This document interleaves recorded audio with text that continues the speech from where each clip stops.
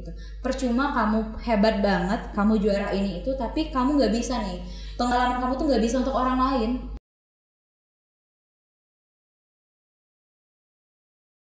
Banget sih. Intinya kalau menurut aku ya, untuk teman-teman semua yang pada saat ini misalnya nggak ikut lomba-lomba, ngerasa kayak aku nggak ada prestasi apapun nih selama kuliah, aku cuma mau bilang sih, pengalaman itu kan hal yang sangat terbaik ya, pelajaran terbaik selama kita hidup. Menurut aku nanti kalau kita bekerja, pengalaman itu yang sangat penting gitu. Percuma kamu hebat banget, kamu juara ini itu, tapi kamu nggak bisa nih, pengalaman kamu tuh nggak bisa untuk orang lain. Karena sebanyak apapun prestasi, kalau nggak ada untuk orang lain atau nggak bisa bermanfaat untuk orang lain, percuma. Kan kalau gini loh, kan orang bilang gini, percuma pintar tapi kita nggak bisa bagiin itu ke orang lain. Jadi pintarnya di kita aja. Padahal saat ini seharusnya kita sebagai pemuda ya, apalagi di Indonesia gitu ya, kita seharusnya saling dukung. Kita sekarang kayak gini, dia lebih baik daripada kita. Kita suka banget yang membandingkan diri sendiri ya teman-teman. Pasti setuju nih. Jadi orang-orang tuh kayak membandingin, oh dia lebih baik dibandingin aku. Seharusnya kita tuh support. Misalnya Vivi nih ikut apa? Ih bagus loh gitu loh. Seharusnya enggak jadi saingan kita. Seharusnya oh Pipi bisa loh ikut ini. Seharusnya aku juga lebih percaya diri. Iya gitu. Sebenarnya membanding-bandingkan itu tidak harus menjadi konotasi yang buruk ya Mary. Misalnya kita boleh membandingkan, tapi itu menjadi acuan kita juga buat maju dan seperti mereka yang kita bandingkan seperti itu. Jadi menjadi motivasi kita, bukan dalam konotasi yang negatif sebenarnya. Tidak boleh dijadikan dalam konotasi yang negatif. Ya jangan sampai kita membandingkan diri sampai ya udahlah Pipi aja nih juara, Mary nggak usah gitu. Karena, jadi jangan sampai gitu. Kalau misalnya orang lain bisa, kalau harus kita juga harus bisa. Iya bisa banget kan gitu. Dan terus gini, orang bilang kan, ini Mer, misalnya Pipi juga kan, kayak sering podcast atau apapun lah ya gitu. Saya juga mungkin akan sering juga, mungkin di podcast ini akan berisi kalimat motivasi-motivasi gitu ya. Dan kami pun kalau ngomong kayak gini, kami sudah melewatin banyak hal juga. Yang orang lihat mungkin juaranya aja, orang nggak lihat yang kita nggak tidur, orang nggak lihat yang kita belajar, yang kita bolak-balik dari satu kota ke kota lainnya gitu. Orang nggak melihat itu, yang orang lihat adalah kesenangan kita aja.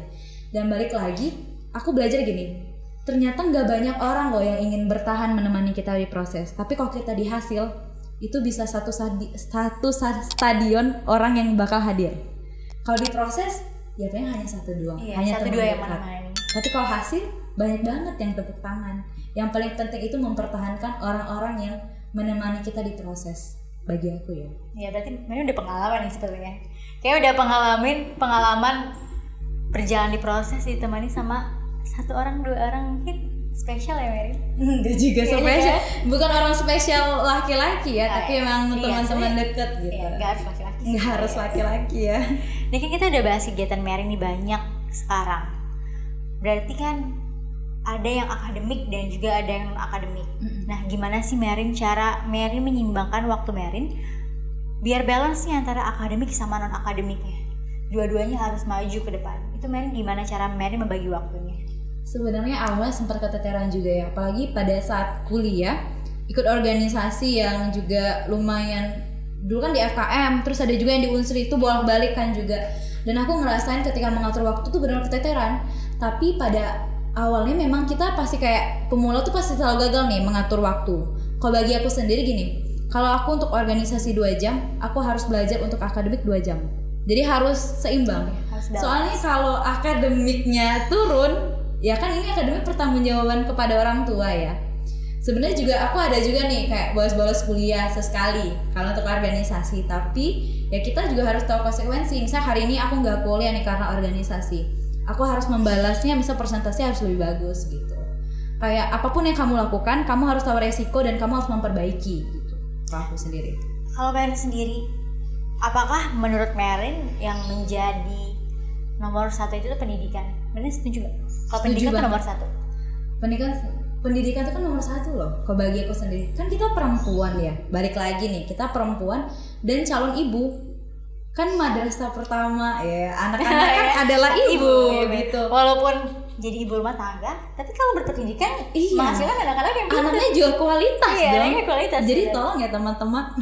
Pendidikan nomor 1. Jadi mungkin bukan yang nggak setuju ya buat kakak-kakak kelas, bagi kami buat kakak-kakak kelas, kakak-kakak tingkat yang menyarankan kalau misalnya ikut organisasi banyak-banyak. Iya, Sebenarnya banyak. jangan sih kalau bukan jangan ya, karena menurut kita pendidikan tetap nomor satu. Tetap nomor satu. Misalkan gini ya, kakak kelas kita apa kakak tingkat gitu ya, kalian harus ikut organisasi. Nanti kalau ikut organisasi itu menjamin kesuksesan. Iya, menambah relasi. Benar sih, menambah relasi. Cuman itu nggak menjadi tolak ukur, karena percuma aja kamu banyak organisasi tapi kamu nggak hebat dalam satu bidang. Kamu punya 10 organisasi, cuman kamu nggak jadi hebat di 10 itu, percuma. Karena bagi aku, kamu nggak apa-apa satu organisasi tapi kamu paling hebat di sana. Sampai aku tuh punya gini loh, dulu aku pernah ada masalah nih di organisasi, pernah ada satu masalah mungkin di diri aku sendiri.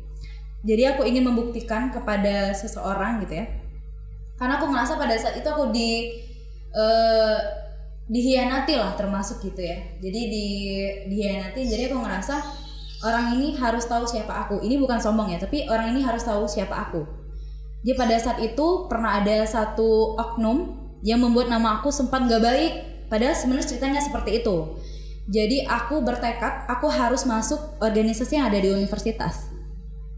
Jadi pada saat masuk universitas aku benar-benar maksimal sampai aku pengen banget orang yang ada di Unsri tahu nama aku. Walaupun itu skupnya kecil, setidaknya satu fakultas harus tahu siapa nama aku. Itu target aku dulu. Jadi aku pengen banget seseorang itu pengen lihat loh, yang kamu jatuhin ini kalau di luar fakultas dia bisa jadi orang kok gitu. Aku cuma pengen orang tahu kayak gitu. Kita kalau ada orang ngerendahin kita, balasnya dengan kamu ngelakuin hal yang hebat. Kamu harus jadi orang yang terbaik di situ. Ya, karena pembalasan yang terbaik itu emang benar-benar prestasi sih, teman-teman. Iya. Kita harus buktiin kalau misalnya aku tuh nggak kayak yang kamu omongin. Gak yang kamu omongin. Aku tuh kayak gini loh sebenarnya. Kamu nggak tahu aja. Nggak tahu aja. Kamu nggak tahu aja. Kamu tuh lagi berhadapan sama siapa kayak gitu kan sebenarnya. Iya banget. Soalnya kayak gini kan, ketika orang lain menjelekkan kita kayak percaya banget kan. Kita mau menjelaskan diri kita sebaik apapun ya orang nggak akan percaya. Dan aku tuh nggak punya waktu untuk menghabiskan energi aku kayak menjelaskan aku nih orangnya kayak gini. Aku capek dong. Yang aku punya pada saat itu adalah untuk bangkit. Aku harus bisa membuktikan, dan akhirnya ketika aku mencapai dulu ya aku merasa prestasi aku tuh masuk ke organisasi universitas tuh menurut aku itu prestasi. Karena banyak orang yang nggak bisa gitu kan. Jadi aku ngerasa kayak gini. Kamu lihat kan orang yang kamu dulu rendahin tuh bisa kayak gini loh gitu. Jadi jangan sampai kalian balas dendamnya, nggak usah ngabisin tenaga. Ya, benar. Mereka akan sendiri bilang, ternyata kamu nggak seperti itu ya Mer. Aku kayak ngerasa, oh ini loh yang aku rasain. Yang kalian ngakuin kan? Kalau aku nggak orangnya seperti itu. Karena lebih baik menutup telinga sih sebenarnya daripada kita harus menutup. Karena tangan kita cuma dua, kita nggak bisa nutup mulut mereka semuanya, karena ini kita bisa kita lakuin cuma nutup telinga kita, nggak usah dengan kata-kata mereka. Kita buktiin nih kalau misalnya kita tuh hebat gitu, kita tuh bisa banget, bisa banget. Nggak kayak ngomongin gitu. Nggak orang ngomongin. Aku ngerasain pada saat itu kayak kenapa ya ada orang yang seperti itu gitu. Mungkin aku ingat banget ya, katanya kalau orang suka nyakitin kita berarti dia tidak bahagia dengan hidupnya. Jadi karena dia mengurusi hidup orang lain. Ya, jadi dia ingin orang lain nggak bahagia juga. Jadi misalnya pada saat ini ada teman-teman yang nyakitin kita, ya mungkin dia sedang nggak bahagia. Jadi ketika aku mikir kayak gitu, itu lebih mudah aku terima. Kadang kan gini, kita sakit hati ya sama teman, aduh nggak mau lagi lah temenan sama dia. Dan itu kan merusak relasi ya. Kita nggak pernah tahu 5 tahun ke depan siapa tahu aku butuh. Iya butuh. Iya. Jadi aku mikir kayak gini, oh mungkin dia lagi nggak bahagia pada saat itu, wajar dia nyakitin. Selagi mereka nggak fisik ya. Kalau udah mukul fisik, itu tolong dong teman-teman bantu aku ya. Karena kan kalau fisik kan jangkauannya bukan perasaan lagi, udah fisik udah sakit kayak gitu. Jadi itu sakit banget. Wah itu udah bisa dikasihin tuh kayak. Iya bisa dikasih gitu, teman-teman tolong bantu gitu. Tapi kalau sekedar kata-kata itu kayaknya bisa aku kelarin dengan diri aku sendiri. Kita bisa tutup telinga daripada kita nutup mulut mereka satu-satu. Aduh capek banget. Capek banget karena kita nggak bisa mengatur pikiran mereka, cara pandang mereka kita nggak bisa ngatur kan. Iya nggak bisa banget, asli. Untuk kesibukan Merin sekarang selain kuliah, duta genre karena masih menjabat, dan jabatan-jabatan yang Merin pegang sekarang, kesibukan Merin sekarang tuh apa sih? Kalau sekarang selain menyusun skripsi ya teman-teman. Selain menyusun skripsi, karena itu kewajiban. Tolong jangan ditanya kapan lulusnya. Karena kalau orang wisuda, aku wisuda juga kok gitu ya. Kita sama-sama wisuda. tunggu aja gitu. Jangan bertanya kapan. Karena aku gini, kalau orang bertanya kapan, kalian ngebantuin gak sih gitu. Karena mereka nggak tahu apa yang kita lakukan. Iya, tolong dibantu gitu ya. Jadi jangan hanya nanya kapan gitu. Kalau kesibukan sekarang, aku selain nyusun skripsi, aku nge-podcast juga sih. Tapi nge-podcastnya untuk diri aku sendiri ya. Punya channel YouTube? Ya, nggak punya channel YouTube, punya podcast di Spotify. Namanya Suara Dandelion. Jadi Suara Dandelion ini Vivi, sebenarnya bukan untuk orang dengar semuanya gitu ya. Karena ini sebenarnya kan gini, kita punya emosi yang buruk ya. Kayak sedih, kecewa, yang kadang kita nggak bisa cerita sama orang. Dan aku ngerasa ketika aku nggak punya orang lain untuk aku curhat, aku pengen cerita, cuman aku nggak pengen tahu siapa yang denger. Kan kalau kita di Spotify kita nggak pernah tahu nih, Vivi yang lagi dengerin kan nggak pernah tahu. Kita kan hanya tahu berapa aja gitu kan. Jadi aku ngerasa ketika orang mendengar podcast aku dan respon mereka juga baik dan ngerasa ini relate banget loh sama aku, ya aku ngerasa oh iya berarti aku membantu orang. Tapi terlebihnya podcast aku sendiri adalah untuk aku healing juga gitu. Daripada kita, kalau dari aku sendiri, kan aku nggak bisa nih liburan ke sana sini juga nggak bisa. Jadi yang aku lakuin kalau misalnya aku pengen healing ya, jadi aku di podcast. Atau misalnya aku bertemu dengan orang-orang yang menurut aku inspirasi gitu ya. Sedih hari ini aku ketemu siapa dan aku pengen banget nih sharing ke orang. Kadang kalau di Snapgram itu takutnya titik-titik ya kalau kita cerita gitu. Jadi awkward. Iya, jadi awkward kita nanti ya. Jadi kalau kita podcast kan mau 10 menit, mau 15 menit ya nggak apa-apa gitu. Kita akan lebih ngomong seluas mungkin gitu. Itu sih kalau punya podcast. Berarti podcast ini apa namanya? Suara Dandelion. Suara Dandelion ini menjadi wadah Merin buat curhat juga dong. Iya, curhat. Kalau misal sekarang udah berapa banyak? Udah banyak episodenya? Udah banyak sih, 50-an. Oh, itu banyak banget sih 50-an. Iya, udah 50-an. Berarti dari tahun kemarin. Dari tahun kemarin. Ini 2021 ya? Iya, 2020. Februari, tanggal 15 Februari. Udah lama juga, ternyata Merin lebih berpengalaman podcast daripada Vivi. Tapi kan aku nih podcastnya kan gak yang terlihat seperti ini kan. Ngomongnya kan orang gak akan pernah, ketika aku nge-podcast Suara Dandelion itu orang gak pernah lihat wajahku.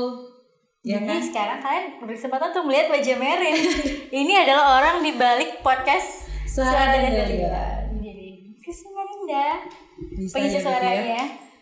Dan terus aku mungkin boleh cerita ini ya. Boleh, sangat boleh. Jadi di podcast Suara Dandelion itu sendiri kan dulu pernah ditanya kenapa sih namanya Dandelion? Kenapa saya Dandelion? Iya kan gitu.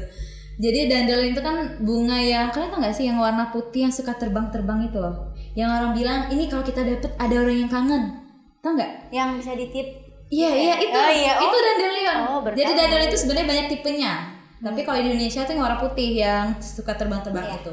Jadi filosofinya dari bunga Dandelion itu yang aku ambil sampai sekarang.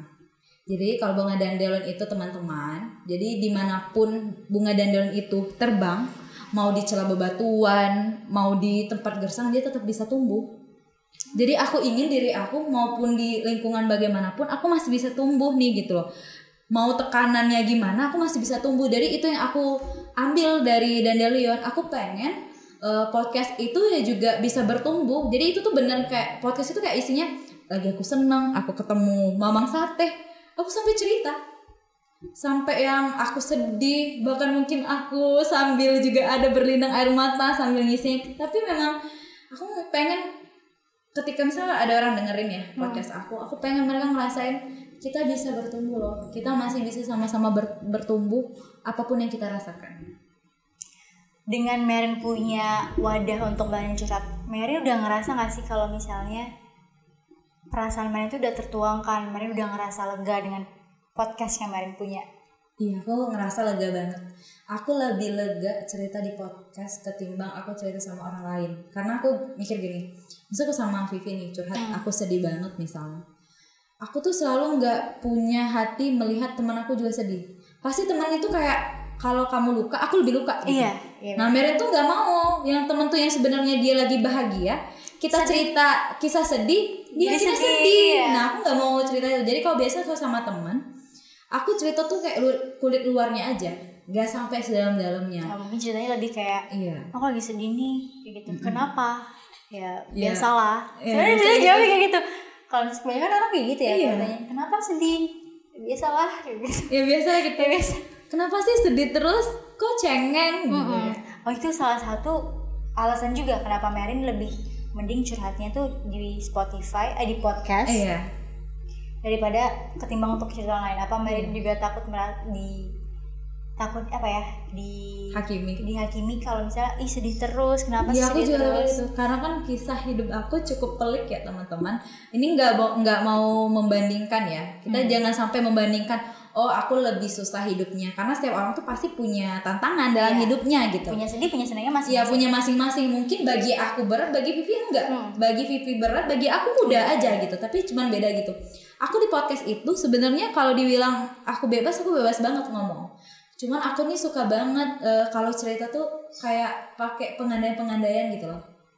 Kayak misalnya ya, ketika aku ngerasa aku nggak bisa mencapai semuanya hal itu kan, karena aku nggak bisa nih menceritakan apa yang nggak bisa aku capai. Jadi aku kayak ceritanya kayak gini. Ada pohon apel nih ya, kan pohon apel tuh banyak banget nih buah-buahnya yang merah. Yang seharusnya kita pengen semua nih, kan udah matang, kita pengen semua nih ambil. Tapi kita nggak bisa, kita cuman punya 2 tangan.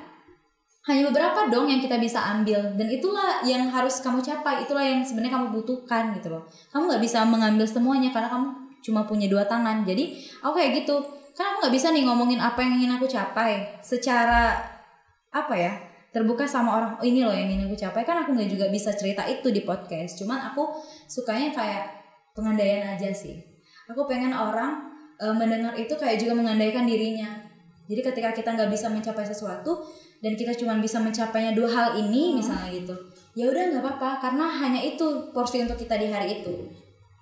Dan dengan yang kita dapatkan yang 2 itu, itu yang harus kita maksimalin. Iya benar banget. Karena cuma itu yang kita bisa dapatkan, itu yang bisa kita asah teman-teman. Iya.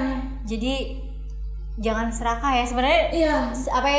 Di balik cerita itu pesannya tuh jangan serakah gitu kan. Jadi gini, kita kadang misal apel tadi ya, kita cuma dapatnya misalnya di tangan aku cuma 2 apel nih yang bisa sanggup aku ambil gitu, sedangkan yang lainnya berjatuhan tapi aku nggak bisa ngambil. Dan itu kadang kita nih suka menangisi hal yang di luar kuasa kita, kayak apel-apel yang jatuh tadi, kita nangisin kan, padahal kita lupa loh yang kita pegang itu ada apel juga yang sudah matang juga gitu, bagus juga. Cuma kita suka menangisi hal yang di luar itu loh, yang nggak kita dapetin. Jadi kenapa sih kita nggak pernah puas dengan prestasi kita apapun yang kita capai? Karena kita selalu ingin lebih terus, nggak pernah merasa cukup gitu loh. Sekarang ini kita harus merubah semua itu, kayak bersyukur, oh ini loh yang aku punya di hari ini.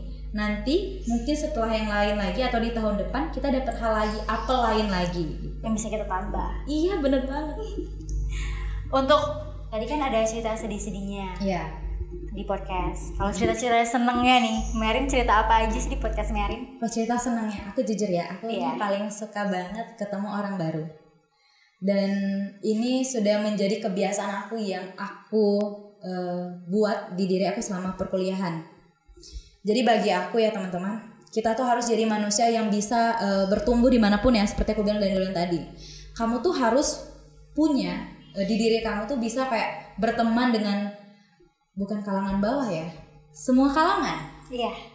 Mampu beradaptasi sama semua lingkungan. Jadi aku tuh pengen jadi orang gini. Aku bisa diajak ke mall kok, tapi aku juga bisa diajak ke desa terpelosok di perbatasan. Jadi aku bisa kok yang bantuin orang di pinggir jalan, tapi aku juga bisa loh ketika kayak gini ngomong gitu, aku juga bisa jadi duta, tapi aku juga bisa jadi orang yang biasa aja gitu. Aku pengen semua orang tuh bisa seperti itu. Jadi jangan sampai ngerasa bahwa aku nih udah jadi duta atau aku udah jadi hal yang sangat berprestasi, aku nggak level lagi berteman sama mereka. Kenapa sih aku harus ngobrol sama Mamang Sate? Iya kan? Orang tuh kayak bilang apa sih gitu. Kalau dari aku sendiri gini, aku ingat kalau kita ingin sukses, kita harus belajar dari bawah. Kan nggak ada nih orang yang sukses langsung jadi presiden, kan enggak? Karena semuanya butuh proses. Iya butuh proses. Jadi aku kadang misalnya aku Palembang sendirian seperti ini. Misalnya aku ingat aku makan pecel lele di mana nih misalnya. Aku sampai bisa akrab sama pecel lele itu. Aku banyak banget akrab sama tukang pecel lele, sama Mamang Sate, Mamang Angkot gitu, sama ibu-ibu yang nyapu-nyapu di jalan. Aku bisa seakrab itu Sampai mereka kadang pernah ya kalau di Indralaya ya, kalau di tempat kita kuliah, tempat kita kuliah. Jadi ada bude tukang sate di dekat SPB Unsri, itu enak banget teman-teman. Kalian harus beli. Tahu di seberangnya ya? Iya, di seberangnya. Jadi aku tuh pernah seminggu bukan nggak keluar kosan, cuman nggak keluar yang sampai maksudnya ke Unsri gitu. Cuma buat makan. Iya, cuma buat makan gitu. Jadi aku nggak pernah kelihatan nih sama si budenya. Itu sampai ditanyain, kemana ya Merin nggak kelihatan. Jadi kalau kita pengen apa ya, aku tuh pengen hidup aku tuh berarti untuk orang lain. Jadi kalau kalian pengen berarti untuk orang lain, buatlah orang itu sampai mencari kalian. Itu yang aku buat. Jadi seperti itu. Ada juga yang bilang nih teman-teman, kalau misalnya kita sebagai perempuan, sebagai orang juga nggak cuma perempuan, kita itu nggak malu makan di kaki lima. Tapi kita juga nggak malu-maluin dimakan di restoran bintang 5 gitu kan. Nggak juga kan kita makan daging jatuh, nggak juga. Iya nggak juga. Maksudnya kita tuh harus mampu menempatkan diri. Iya. Karena teman kita nggak boleh mandang-mandang orang, apa latar belakang mereka. Selama mereka berbuat baik ke kita dan kita juga berbuat baik ke mereka, itu akan menghasilkan hal yang baik loh teman-teman kayak gitu. Jadi apa ya? Semakin banyak teman kan juga semakin bagus ya Merin, membangun relasi seperti itu. Menurut Vivi sih bener sih yang kata Merin tadi, berteman itu nggak boleh mandang latar belakang dan harus dari semua kalangan. Nggak boleh mandang nggak level, nggak boleh banget kayak gitu ya. Misalnya ada nih orang ya, ini nggak masuk ngomongin orang juga nih ya. Misalnya ada orang nih bilang kayak dia itu udah cantik-cantik banget, pasti dia nggak bisa nih megang tanah, takut kotor. Sering banget tau. Tolong dong, kami berdua ini sering ngelawan sampai perbatasan. Orang-orang tuh sampai bilang kayak, aku pernah ketemu segitu. Jadi aku ada temen nih, baru kenal gitu. Jadi aku tuh diajak makan bener-bener di pinggir jalan ya. Bener-bener tempatnya tuh sebenarnya nggak yang terlalu bagus-bagus banget. Bener-bener di pinggir jalan, makan gorengan gitu loh, kayak gitu tuh.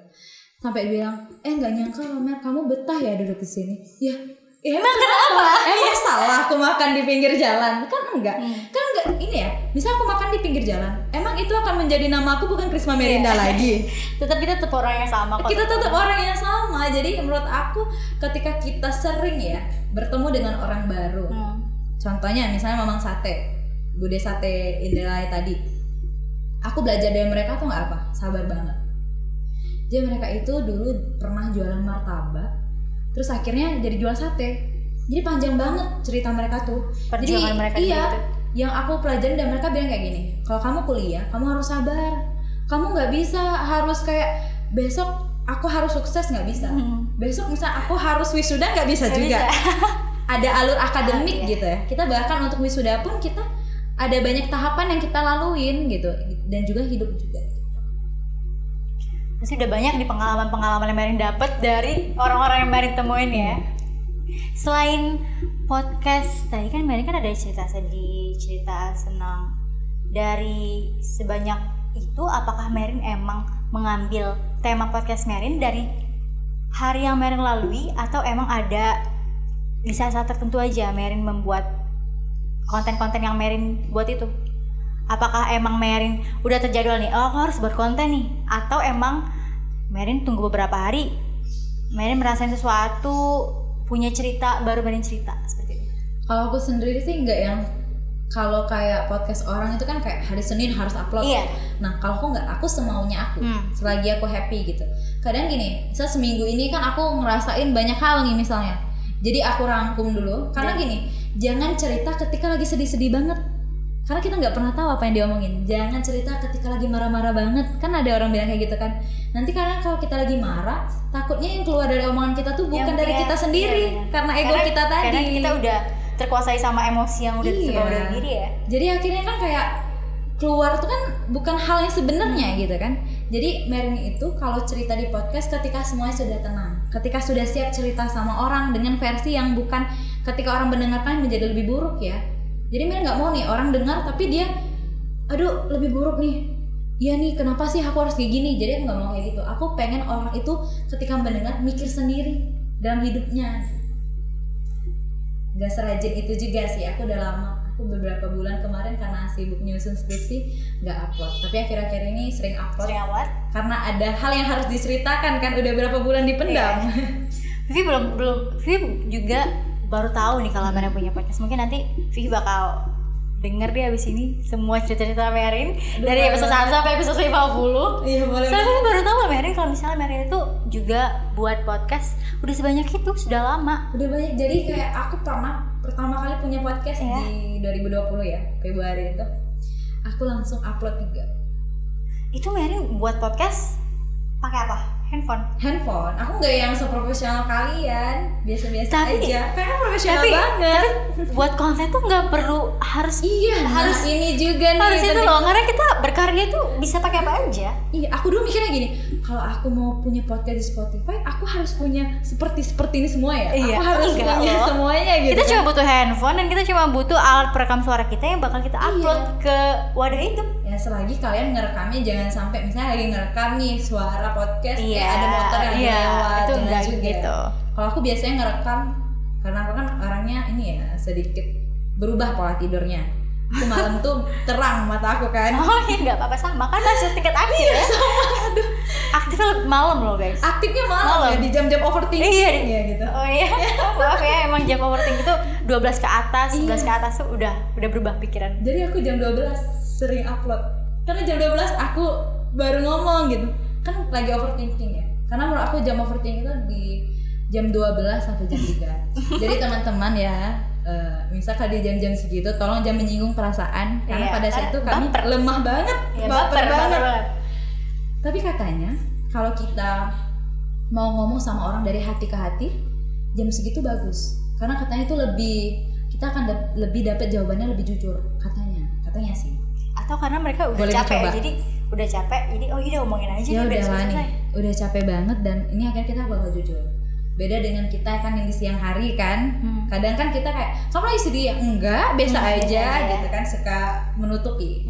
Ya bener sih sebenarnya, bener kata Mer. Sering terjadi soalnya. Jadi tuh guys, kalau misalnya kita mau buat konten karya itu jangan tunggu, oh aku harus punya ini baru aku bisa konten. Enggak, semua tuh bisa dikerjain kalau misalnya ada niat. Iya ada niat dulu. Kalau kalian punya niat ya udah. Kayak aku podcast pertama aku aja aku tuh bacain puisi aku di tahun berapa. Aku punya ini ya. Jadi aku pernah baca juga. Aku nih suka banget baca-baca motivasi, video motivasi juga suka banget. Jadi aku ingat banget, seorang pemula itu pasti akan selalu gagal. Jadi karya pertama kita pasti akan selalu jelek. Nggak mungkin selalu langsung jadi bagus banget. Aku sampai mikirnya podcast pertama kenapa ya aku upload ini sampai mikir gitu. Ya, namanya penyesalan juga datang terakhiran ya. Iya, kalau misalnya awal tuh namanya pendaftaran bukan penyesalan. Iya bener banget. Kenapa ya aku harus share puisi yang ini gitu ya? Aku sampai mikir banget. Tapi aku ngerasa ya udahlah, ini kan saksi aku pertama kali gitu. Berproses. Jadi orang bilang kok bisa ya Mer podcast pertama kamu itu ya nggak apa-apa. Aku malu sekarang ya kalau orang dengar ya. Jadi kalau orang podcast pertama aku dengerinnya secara langsung di depan aku malu banget karena rasa kenapa ya aku upload itu, karena emang itu aku cerita tentang puisi tentang ayah ya. Jadi aku pada saat bacanya tuh emosional banget, ngerasa lemah banget, nggak seperti sekarang. Itu Merin kalau misalnya buat podcast Merin edit atau emang aku lagi pengen ngomong nih udah langsung upload kayak gitu, atau Merin emang udah diedit atau buat naskah gitu buat naskah ya kayak gitu. Kalau aku nih sukanya kalau ngomong tuh lebih terarah ya. Kalau di podcast jadi aku udah aku nggak juga dicatat atau enggak juga, aku lebih mikir aja misalnya awalnya aku ingin cerita tentang apa, nanti aku ingin akhirnya seperti apa. Jadi aku kadang kayak ini, aku sedih-sedihnya dulu nih, aku cerita tentang sedih-sedihnya, susah-susahnya aku. Terus di tengah-tengah tuh aku kayak mikir, oh ternyata kalau aku susah nih enggak juga kok, ada yang lebih susah dibanding aku. Terus yang terakhir kesimpulan. Jadi aku pengen awal tuh aku jatuhnya loh, aku sedih-sedihnya. Terus di tengah-tengah aku kasih logikanya aku. Di terakhir aku kasih kesimpulan, ternyata nggak apa-apa loh kamu sedih, baik-baik aja kok, dunia nggak akan berhenti kalau kamu sedih. Sedih nggak apa-apa. Sedih nggak apa-apa, orang wajar sedih. Tapi sekarang orang gini loh, misalnya kamu nangis ya, misalnya kamu setiap hari curhat sama aku nangis, kalau orang bilang kayak ini, kok kamu gitu sih, kok cengeng banget. Orang nggak bisa menerima kecewa, sedih, sama marah kita, sama kecewa. Orang nggak bisa menerima itu.